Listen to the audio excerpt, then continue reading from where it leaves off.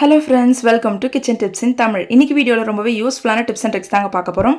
நம்ம டெய்லி லைஃப்பில் யூஸ் பண்ணுற கிச்சன் டிப்ஸ் அண்ட் ட்ரிக்ஸ் உங்கள் கூட ஷேர் பண்ணியிருக்கேன். இந்த வீடியோ பிடிச்சிருந்தா நம்ம சேனலை மறக்காமல் சப்ஸ்கிரைப் பண்ணிக்கோங்க. வாங்க வீடியோக்குள்ளே போகலாம். ஃபர்ஸ்ட் இப்போ என்னென்னு பார்க்கலாங்க. நம்ம சாதம்லாம் வடிப்போம், இல்லை பருப்பு வேக வைப்போம்.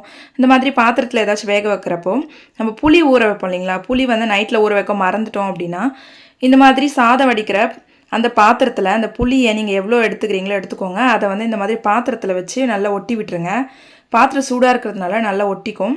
இந்த மாதிரி சூடான பாத்திரத்தில் நம்ம புளியை வச்சு இந்த மாதிரி ப்ரெஸ் பண்ணி விட்டோம் அப்படின்னா புளி நம்ம நைட்டில் ஊற வைக்கலனாலும் பரவாயில்லைங்க, நம்மளுக்கு இந்த மாதிரி கரைக்கிறதுக்கு ரொம்ப ஈஸியாக இருக்கும். இந்த மாதிரி சூடான பாத்திரத்தில் நம்ம ஒட்டி விடுறப்போ அந்த புளி நல்லா சாஃப்டாகி நம்மளுக்கு கரைக்கிறதுக்கு ரொம்ப ஈஸியாக இருக்கும். நம்ம சுடுதண்ணிலலாம் புளி ஊற வைப்போம் இல்லைங்களா? அந்த மாதிரி பண்ணணும்னு அவசியமே இல்லை. சிம்பிளாக நம்ம இந்த மாதிரி பாத்திரத்தில் கொஞ்சம் நேரம் ஒட்டி விட்டோம் அப்படின்னா புளி ரொம்ப சாஃப்டாகிடும். அதுக்கப்புறம் கரைக்கிறதுக்கு ரொம்ப ஈஸியாக இருக்கும். இந்த மெத்தட் ட்ரை பண்ணி பாருங்கள். நீங்கள் நைட்டில் புளி ஊற வைக்க மறந்துட்டிங்க அப்படின்னா இது ரொம்ப ஹெல்ப்ஃபுல்லாக இருக்கும். அதே மாதிரி குக்கரில் கூட நீங்கள் பருப்பு வேக வச்சிங்க அப்படின்னா அந்த குக்கர் சூடாக இருக்கும்போது கொஞ்சம் அது மேலே புளி வச்சு நல்லா இந்த மாதிரி ஒட்டி விட்டுட்டிங்க அப்படின்னா அந்த புளி ரொம்ப சாஃப்டாகிடுங்க சூடாக இருக்கிற அந்த பாத்திரத்து மேலே வைக்கிறப்போ. ஸோ நம்மளுக்கு யூஸ் பண்ணுறதுக்கு ரொம்ப ஈஸியாக இருக்கும். இந்த மெத்தட் கண்டிப்பாக நிறைய உங்கள் ஃப்ரெண்ட்ஸ் அண்ட் ஃபேமிலிக்கு ஷேர் பண்ணுங்கள், அவங்களுக்கும் ஹெல்ப்ஃபுல்லாக இருக்கும். நெக்ஸ்ட் ஐடியா பார்க்கலாங்க. நம்ம ஃப்ரீசரில் ஸ்டீல் பாத்திரம்லாம் வச்சோம் அப்படின்னா டிஃபன் பாக்ஸ் இல்லை குழம்பு டப்பா வேறு எது வச்சாலுமே அதை எடுக்கிறதுக்கு ரொம்ப சிரமமாக இருக்கும். அதை அப்படியே அடியில் பிடிச்சிக்கோங்க. அந்த மாதிரி டைட்டாக இருக்கிறப்ப நம்ம பாத்திரத்தை எடுத்தோம் அப்படின்னா அந்த ஃப்ரீசரில் ஒரு நூல் இழை மாதிரி ஒரு ஒயர்லாம் இருக்கும், அது வந்து டேமேஜ் ஆக வாய்ப்பு இருக்குது. ஸோ அந்த மாதிரி டைட்டாக இருக்கிறப்ப நம்ம எடுக்கக்கூடாது. அந்த மாதிரி ஆகாமல் இருக்கிறதுக்கு அந்த பாக்ஸுடைய அடியில் கொஞ்சம் ஆயில் அப்ளை பண்ணிவிட்டு ஃப்ரீசரில் வச்சிங்க அப்படின்னா எடுக்கிறதுக்கு ரொம்ப ஈஸியாக இருக்கும். நீங்கள் எந்த பாத்திரம் வச்சாலும் அந்த மாதிரி அந்த பாத்திரத்துடைய அடியில் கொஞ்சம் ஆயில் அப்ளை பண்ணிவிட்டு ஃப்ரீசரில் வைங்க. ஸோ ஸ்டீல் பாத்திரம் இருந்தால் இந்த மெத்தட் ட்ரை பண்ணுங்க, ரொம்ப ஈஸியாக இருக்கும் எடுக்கிறதுக்கு. மழை காலங்களில் தீப்பெட்டிலாம் நமுத்து போகாமல் இருக்கிறதுக்கு ஒரு சூப்பர் டிப் பார்க்கலாங்க. இந்த தீக்குச்சிங்கெல்லாம் நமுத்து போகாமல் இருக்கிறதுக்கு கொஞ்சமாக அதில் டால்கம் பவுடர் அதில் ஸ்ப்ரே பண்ணிக்கலாங்க. நீங்கள் எந்த பவுடர் யூஸ் பண்ணுறீங்களோ அதை கொஞ்சமாக இந்த மாதிரி இதில் ஸ்ப்ரே பண்ணி விட்டுருங்க. கொஞ்சமாக இந்த மாதிரி பவுடரை நீங்கள் அது உள்ளே போட்டுட்டிங்க அப்படின்னா நமுத்து போகாமல் இருக்கும். அந்த ஈரத்தெல்லாம் வந்து அந்த பவுடர் அப்சர்வ் பண்ணிக்கோங்க. அதே மாதிரி இந்த தீப்பெட்டியுடைய சைடில் கூட நீங்கள் அந்த பவுடரை லைட்டாக தேய்ச்சி விட்டிங்க அப்படின்னா தீப்பெட்டியில் ஈரப்பதம் இருந்தாலும் அந்த தீப்பெட்டியை வந்து நமுத்து போகாமல் அந்த பவுடர் வந்து பார்த்துக்கும். ஸோ இந்த மாதிரி மழை காலங்களில் செஞ்சு விட்டுட்டிங்க அப்படின்னா தீப்பெட்டி நமுத்து போகாதுங்க. ட்ரை பண்ணி பாருங்கள், ரொம்ப யூஸ்ஃபுல்லாக இருக்கும். இந்த மாதிரி ஜூஸ் ஃபில்டரில் பார்த்திங்கன்னா நம்ம என்ன தான் வாஷ் பண்ணாலும் ஒரு சில அழுக்கு வந்து போகவே போகாதுங்க, அப்படியே அடையாக பிடிச்சிட்ருக்கோம். இந்த மாதிரி ஸ்டீலில் இருக்கிற ஜூஸ் ஃபில்டர் இல்லை டீ வடிகட்டி கூட இருந்துச்சு அப்படின்னா இந்த மெத்தட் ட்ரை பண்ணி பாருங்கள். ஸோ இது ஈஸியாக க்ளீன் பண்ணுறதுக்கு கேஸ் கொஞ்சம் ஆஃப் பண்ணி மீடியம் ஃப்ளேமில் வச்சுக்கோங்க. இந்த மாதிரி கேஸில் நீங்கள் அந்த ஸ்டீல் வடிகட்டியை கொஞ்சம் நேரம் நல்லா ஹீட்டில் காமிங்க. ஹீட்டில் காமிச்சிங்க அப்படின்னா அந்த நெருப்பு பட்டு அந்த டஸ்ட்டெல்லாம் எரிஞ்சு தூளாயிடும். அதுக்கப்புறம் அதில் டஸ்ட்டே இருக்காதுங்க. ஒரு 2 நிமிஷம் இந்த மாதிரி நல்லா மீடியம் ஃப்ளேமில் நெருப்பில் காமிச்சிட்டு அதுக்கப்புறமா ஒரு டூத் ப்ரஷ் வச்சு நல்லா தேய்ச்சிங்க அப்படின்னா அந்த அழுக்கெல்லாம் கொட்டிடும். அதுக்கப்புறம் நம்ம ஈஸியாக க்ளீன் பண்ணிடலாம்.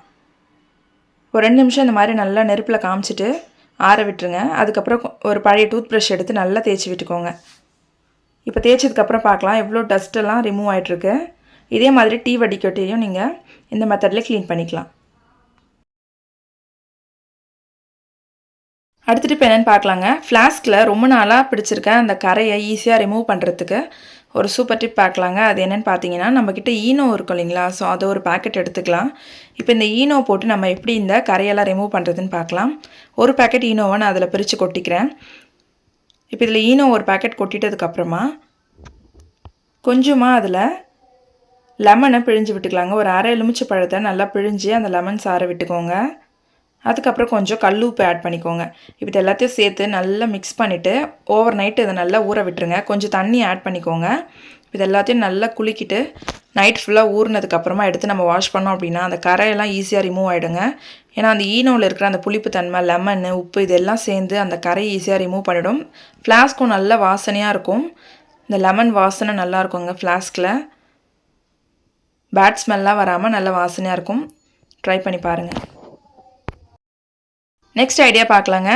நம்ம காஃபி தூள்லாம் இந்த மாதிரி பேக்கெட்டில் வாங்கிட்டு வந்தோம் அப்படின்னா அது ஒரு டப்பாவில் கொட்டி ஸ்டோர் பண்ணி வைப்போம். அந்த மாதிரி போடுறப்ப அது கட்டி பிடிக்குது அப்படின்னு நிறைய பேருக்கு ப்ராப்ளம் வரும். அந்த மாதிரி வராமல் இருக்கிறதுக்கு என்ன பண்ணுறதுன்னு ஆல்ரெடி நம்ம சேனலில் ஒரு டிப்ஸ் போட்டிருக்கேன். நீங்கள் நம்ம சேனலை ரெகுலராக ஃபாலோ பண்ணிங்கன்னா உங்களுக்கு தெரியும். நம்ம காஃபி தூளை இந்த மாதிரி பேக்கெட்டாக கூட நம்ம ஸ்டோர் பண்ணி வைக்கலாங்க. நம்ம கொஞ்சமாக யூஸ் பண்ணிவிட்டு அந்த பேக்கெட் அப்படியே ரோல் பண்ணி இந்த மாதிரி ஒரு ஏர்டைட் பாக்ஸில் போட்டு வச்சிட்டிங்க அப்படின்னா நமக்கு தேவைப்படுறப்போ எடுத்துக்கலாம். இந்த மாதிரி நம்ம பேக்கெட்டோடு ஸ்டோர் பண்ணி வைக்கிறப்போ பாத்திரம் வாஷ் பண்ணுற வேலையும் மிச்சமாகும். கட்டி பிடிக்கிற அந்த ப்ராப்ளம்லாம் கிடையாது. அதே மாதிரி நீங்கள் அந்த பேக்கெட்டை அப்படியே ஸ்டோர் பண்ணுறதுனால நல்ல காஃபி தூள் வாசனையாகவும் இருக்கும். நம்ம ஒவ்வொரு முறையும் அதை ஓப்பன் பண்ணி எடுக்கிறப்ப அந்த வாசனை காஃபி தூளுடைய வாசனை சீக்கிரமாக போயிடும். பட் இந்த மாதிரி பேக்கெட்டில் நீங்கள் அப்படியே ஸ்டோர் பண்ணி வைக்கிறப்போ ரொம்ப நாளைக்கு அந்த ஃப்ரெஷ்னஸ் இருக்கும். ட்ரை பண்ணி பாருங்கள். நெக்ஸ்ட் ஐடியா பார்க்கலாங்க. நம்ம தேங்காவை ஃப்ரிட்ஜில் இந்த மாதிரி அப்படியே நீங்கள் ஸ்டோர் பண்ணி வச்சிங்க அப்படின்னா ரொம்ப நாளைக்கு கெட்டு போகாமல் இருக்காங்க. 1 மாதம் போல் கூட நீங்கள் வச்சு யூஸ் பண்ணலாம். தேங்காய் நீங்கள் நிறைய வாங்கிட்டு வரீங்க அப்படின்னா இந்த மாதிரி தேங்காவை வெளியே வைக்காதீங்க. ஃப்ரிட்ஜில் வச்சு ஸ்டோர் பண்ணிங்க அப்படின்னா தேங்காய் ரொம்ப ஃப்ரெஷ்ஷாக இருக்குங்க. நான் சொன்ன இந்த டிப்ஸ்லாம் யூஸ் பண்ணி பாருங்கள். ரொம்ப ஹெல்ப்ஃபுல்லாக இருக்கும். உங்கள் ஃப்ரெண்ட்ஸ் அண்ட் ஃபேமிலிக்கும் ஷேர் பண்ணுங்கள். அவங்களுக்கும் யூஸ்ஃபுல்லாக இருக்கட்டும். அண்ட் இந்த வீடியோ உங்களுக்கு பிடிச்சிருந்தால் மறக்காமல் நம்ம சேனலுக்கு ஒரு லைக் கொடுங்க. நம்ம சேனலில் மறக்காமல் சப்ஸ்கிரைப் பண்ணி வச்சுக்கோங்க. ஓகே ஃப்ரெண்ட்ஸ், நெக்ஸ்ட் வீடியோவில் மீட் பண்ணலாம். பாய்.